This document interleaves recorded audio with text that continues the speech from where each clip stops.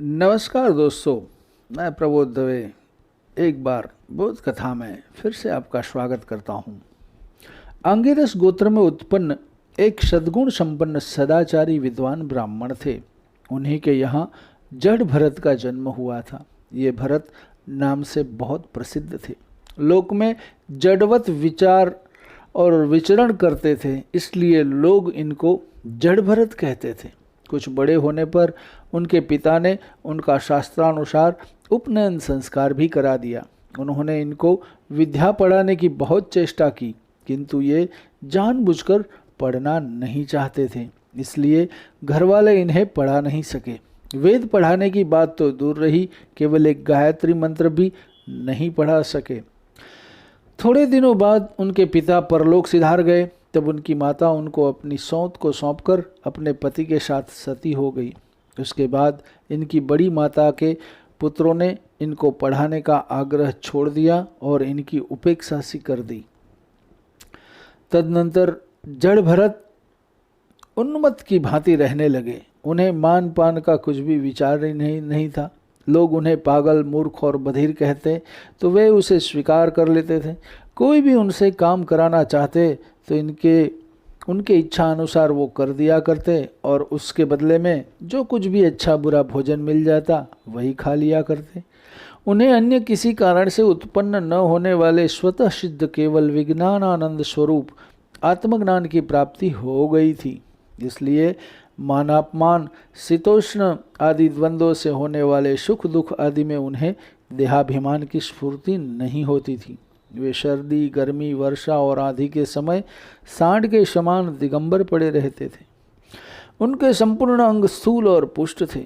उनका ब्रह्म तेज पृथ्वी पर लौटने, उबटन न मलने और स्नान न करने के कारण शरीर पर धूलि जम जाने से धूलि से ढके हुए महामूल्य मणि के समान छिपा हुआ था। वे अपनी कमर में मैला कुचैला कपड़ा बांधे रहते थे। उनका यज्ञोपवीत भी बहुत ही मैला हो गया था, इसलिए अज्ञानी लोग इन्हें यह कोई द्विज है, यह अधम ब्राह्मण है, इस प्रकार कहकर तिरस्कार किया करते थे। किंतु वे इसकी कोई परवाह न करके स्वच्छंद विचरा करते थे। इस तरह दूसरों की मजदूरी करके पेट पालते देख इनके भाइयों ने इनको खेत की क्यारियां ठीक करने में लगा दिया तो वे उस कार्य को भी करने लगे, परंतु उन्हें इस बात का कुछ भी ध्यान नहीं था कि उन क्यारियों की भूमि समतल है या ऊंची नीची, अथवा वह छोटी है या बड़ी।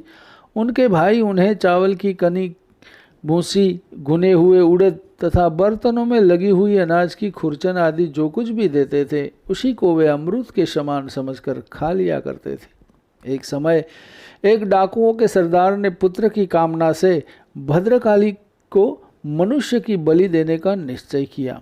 देववश उसके नौकरों ने आंगिरस गोत्रीय ब्रह्म कुमार जड़ भरत को इसके लिए पकड़ लिया और रस्सियों से बांधकर उन्हें देवी के मंदिर पर ले आए।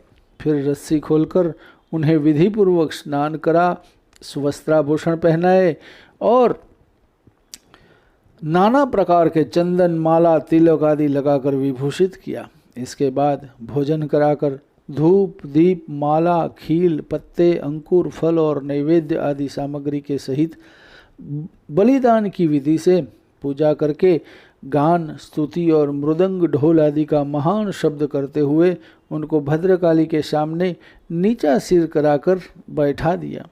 तदंतर दस्युराज के तामसी पुरोहित ने उससे नर पशु के रुधिर से देवी को तृप्त करने के लिए देवी मंत्रों से अभिमंत्रित एक तेज तलवार उठाई। उन साक्षात ब्रह्म भाव को प्राप्त हुए वैरहीन समस्त प्राणियों के सुहृद ब्रह्मर्षि कुमार जड़ भरत की बलि देते देखकर देवी भद्रकाली के शरीर में जड़ भरत के दूषः ब्रह्म तेज से दाह होने लगी और वे एकाएक मूर्ति चिरकर प्रकट हो गई। उन्होंने क्रोध में पुरोहित के हाथ से अभिमंत्रित तलवार को छीन लिया और उसी से उन सारे मनुष्य घातक पापियों के सर उड़ा दिए। सच है, महापुरुष के प्रति किया हुआ अत्याचार रूप अपराध इसी प्रकार ज्यों का त्यों अपने ही ऊपर पड़ता है। दोस्तों, जो भगवान की शरण लेता है, भगवान कभी उसका बुरा नहीं होने देते, क्योंकि वो भगवान की शरण में आ गया है। तो उसकी पूरी जिम्मेदारी भगवान की हो जाती हैं।